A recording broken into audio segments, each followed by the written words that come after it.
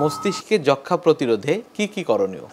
আসলে মস্তিষ্কে যক্ষ্মা প্রতিরোধে সবচেয়ে বেশি প্রয়োজনীয় যেটা স্বাস্থ্যকর জীবনযাপন, পুষ্টিকর খাদ্য গ্রহণ, নিয়মিত ব্যায়াম এবং ভালো ঘুম, এটাই আপনাকে মস্তিষ্কে যক্ষ্মা প্রতিরোধে যথেষ্ট। অনেক ধন্যবাদ আপনাকে আমাদের আজকের এই অনুষ্ঠানে আসবার জন্য। আপনাকে এবং এনটিভিকেও ধন্যবাদ। প্রিয় দর্শক, এতক্ষণ দেখছিলেন স্বাস্থ্য প্রতিদিন। কথা হচ্ছিল খুব গুরুত্বপূর্ণ একটি বিষয়, মস্তিষ্কে যক্ষ্মা নিয়ে। আশা করি আমাদের এই গুরুত্বপূর্ণ তথ্যগুলো আপনাদের অনেক বেশি উপকারে আসবে। অনুষ্ঠানের পর্যায়ে দেখে নেব কি থাকছে আগামী পর্বে স্বাস্থ্য প্রতিদিন অনুষ্ঠানে। সাধারণত এটা ব্রড হিটিংয়ের দুই ভাগে ভাগ করতে পারি। সাধারণত মেয়ে বাবুদের ক্ষেত্রে এক ধরনের সমস্যা হয় এবং ছেলে বাবুদের ক্ষেত্রে এক ধরনের সমস্যা হয়। ছেলেদের বাবুদের ক্ষেত্রে যে সমস্যাগুলো নিয়ে আসে এর মধ্যে অনেক সমস্যার মধ্যে সবচেয়ে কমন সেটা হচ্ছে ফাইমোসিস। দেখা যাচ্ছে যে প্রিপিউস যেটাকে বলি আমরা, আমাদের পেনিসের সামনে যে এক্সটার্নাল স্কিন যেটা থাকে, অনেক সময় দেখা যায় যে সেটা সরু হয়ে যায়, প্রস্রাব ঠিক মতো করতে পারে না।